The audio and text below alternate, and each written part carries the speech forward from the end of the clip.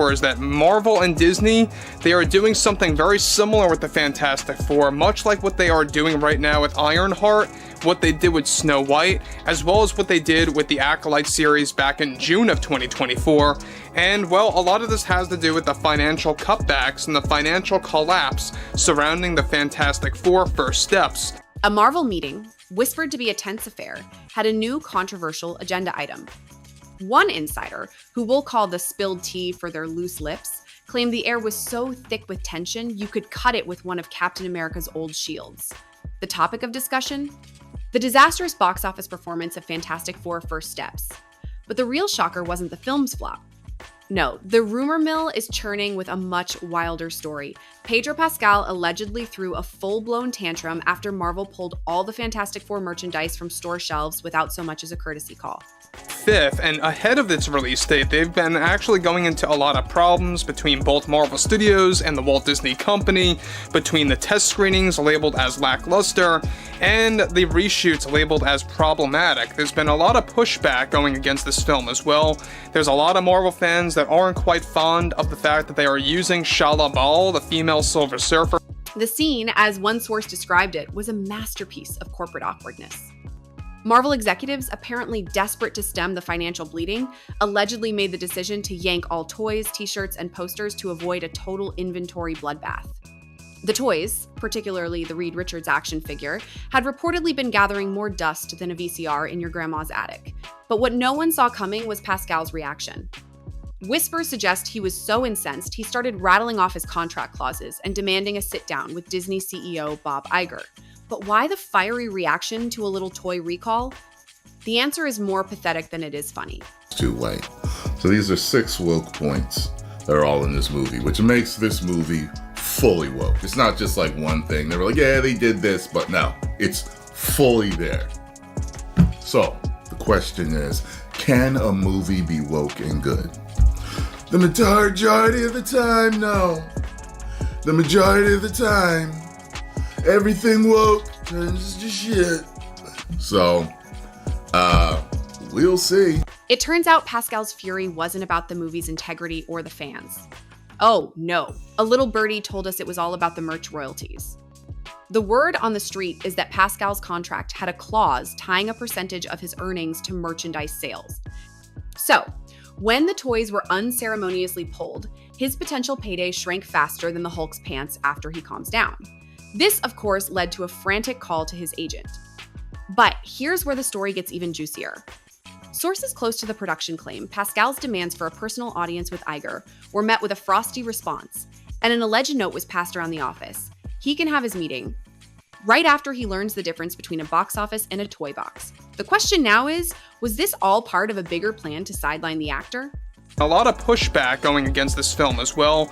There's a lot of Marvel fans that aren't quite fond of the fact that they are using Shala Bal, the female Silver Surfer played by Julia Garner, well above the character of Norrin Radd. And that's just one thing. We also know that Pedro Pascal and his politics are not helping, and it's only getting worse from this point. The rumor mill suggests Marvel's plan to sideline Pascal may have already been in motion. Sources inside the studio claim that after seeing the disappointing box office numbers and hearing the public's lukewarm reaction, the executives started looking for a scapegoat. And who better to blame than the guy whose face is on all the posters? The whispers suggest that Marvel's marketing department was allegedly instructed to quietly reduce Pascal's presence in future press junkets. The idea was to pivot the narrative away from him and onto the ensemble cast, a move that insiders say is corporate speak for we need to distance ourselves from this guy as fast as possible. But this wasn't the only move they made to punish the actor. Politics and shoehorning it into the press tour for Fantastic Four.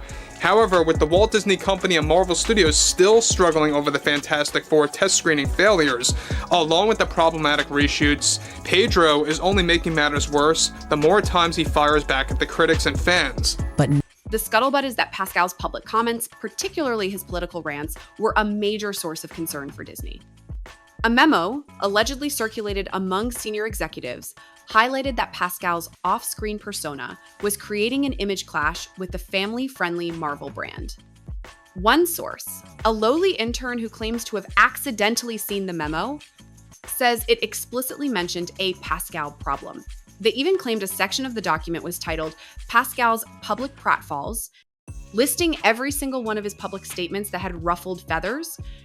The studio reportedly wanted him to tone it down, but Pascal, who some describe as having a touch of the diva, was having none of it. Now, it seems Disney may have found a more direct way to send him a message. The punishment, if you believe the whispers, was swift and ruthless. It involved a completely different project that Marvel had been working on. A source, who works in the post-production department, shared a tale of a secret project they were working on, a special Fantastic Four behind-the-scenes featurette. This wasn't just any old documentary, though.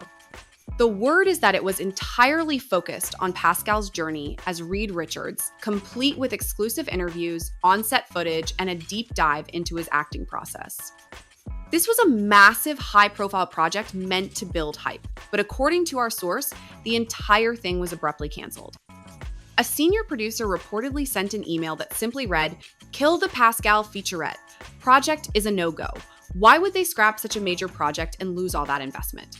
The explanation, according to the gossip columnists and industry insiders, is that the cancellation was a direct and brutal message from Bob Iger himself.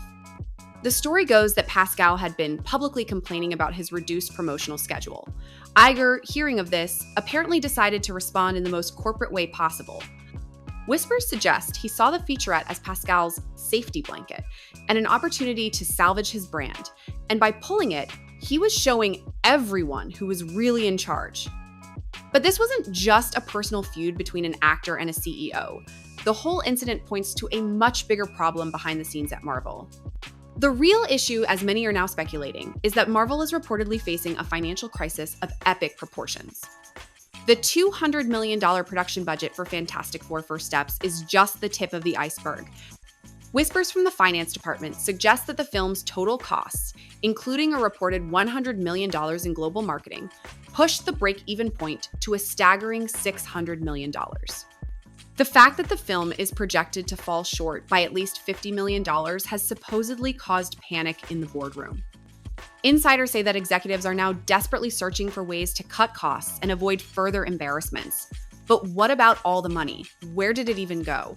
A producer, who requested to remain anonymous to avoid being buried in the Marvel Cinematic Universe's graveyard of forgotten characters, pointed out something fascinating. They claimed that when you watch the movie, the $200 million budget just doesn't show up on screen. The special effects, while decent, are not the groundbreaking spectacle you'd expect. A comparison was made to another film, The Creator, which allegedly pulled off stunning visuals with a budget of only $80 million. The producer, with a sly chuckle, commented that Marvel's Fantastic Four looked fine, but not my kids' college fund fine. The question they asked was simple. If you can make a movie look epic for a fraction of the cost, what is Marvel actually paying for? This, according to them, is the biggest red flag of all. The whole situation, as many are now debating, points to a fundamental breakdown in the Marvel machine. The consensus is that the studio has lost its way, becoming more focused on churning out content than creating compelling stories. The feeling among fans, according to various online forums and fan groups, is that they are experiencing franchise fatigue. The magic is gone. What was once a cultural event is now just another movie release. One disgruntled fan on a social media forum put it perfectly. I don't go to the movies to watch a product, I go to be entertained. And Marvel hasn't been entertaining me for a while. This indifference, the whispers suggest, is far worse than any negative review. It signals a shift in the culture. But what does this mean for the future of the entire MCU? The consensus from those in the know is that the financial failure of Fantastic Four is a devastating blow. The whispers say that Marvel and Disney were banking on this movie to reignite the audience's passion and set the stage for the next phase. Instead, it has become a symbol of everything that is wrong with the company. A source from within Disney's board of directors, a very high-level whisperer, claimed that Iger is now under immense pressure from the board to make drastic changes. They said he is allegedly trying to shift the blame to his studio heads, but the board is not buying it. They believe that this is an Iger problem. It's a leadership problem. But here's the thing. When a multi-billion-dollar corporation starts blaming one man for its creative and financial woes, you have to wonder, what exactly is that one man being accused of? The accusations, according to our source, are nothing short of shocking. The director allegedly accused Iger of a series of missteps, including meddling with creative decisions, making reckless budget approvals, and having an unhealthy obsession with political correctness at the expense of good storytelling. The claim is that he forced changes in scripts and casting to fit a specific agenda, alienating the core audience that made Marvel so successful in the first place. The source pointed to a specific scene in the film, one they say Iger insisted on, that left the audience in an awkward silence. But the final accusation, the one that allegedly caused a massive argument in the boardroom, was about a certain casting choice. A decision that had nothing to do with the actor's talent and everything to do with a political statement. The question now is, was this all a massive cover-up to hide a much darker truth? The rumors suggest there's a deeper, more disturbing secret that Marvel is desperate to keep under wraps. It's not about the money, the actors, or the bad reviews. According to a source who works in legal, it's about a scandal. The whispers are about a legal battle brewing behind the scenes, one that could rock the entire Disney company to its core.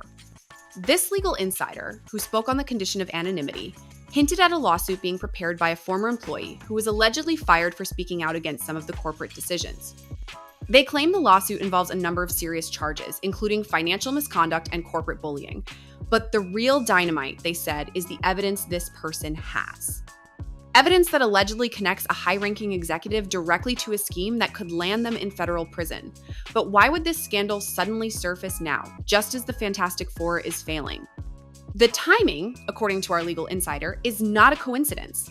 They claimed that the failing box office and the public embarrassment of Fantastic Four, first steps, is the perfect smokescreen. They believe that Marvel and Disney are using the film's failure as a distraction to divert attention away from the real story. The plan, they say, is to let the media focus on the superhero fatigue narrative while they quietly try to settle the lawsuit out of court.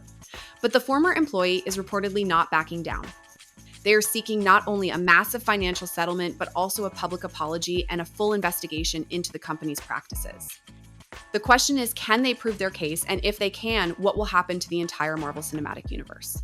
The legal insider, who seemed genuinely concerned, said that if this lawsuit goes to trial, it could spell the end of the MCU as we know it. The evidence, they claimed, is so damning that it could force the studio to make fundamental changes to its leadership and creative direction. The lawsuit would expose the entire internal power structure and reveal the secrets that Marvel has worked so hard to keep hidden. This isn't just a box office failure, it's a potential corporate catastrophe. And while the world is debating whether or not superhero movies are dead, the real story, the one that could change everything, is about to break. And when it does, the Fantastic Four's flop will be the least of Marvel's worries.